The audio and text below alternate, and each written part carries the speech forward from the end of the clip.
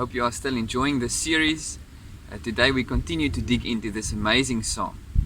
In verse 1, the great question is posed. In verse 2, we see the great answer being given. And now from verse 3, we see David explaining and describing what the protection of his Maker entails. In verse 3, David says that God will not allow our foot to be moved or our feet to slip, as in other translations. What a fascinating statement. Is this to be interpreted physically or literally? Certainly not, because so often we do physically stumble or fall. Rather, it's to be interpreted spiritually. God will not allow His children to be moved out of their spiritual positioning in Him, unless, of course, if we want to move.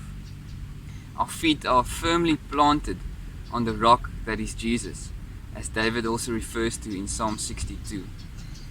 How encouraging to know that there are no external forces that can cause us to slip or to fall on this path of obedience, granted that we keep our eyes fixed on Him. He keeps us, as the second part of verse 3 says. Keeps us where?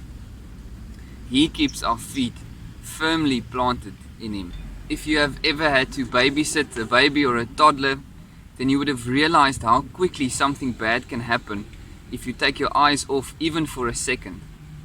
Now, our God doesn't do that. According to this verse 3, He doesn't slumber. He never dozes off or never takes a nap.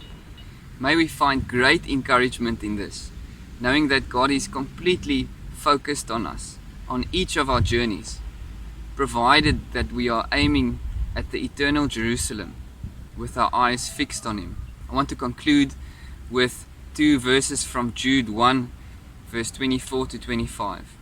Now unto Him that is able to keep you from falling, and to present you faultless before the presence of His glory with exceeding joy, to the only wise God, our Saviour, be glory and majesty, dominion and power, both now and forevermore. Amen.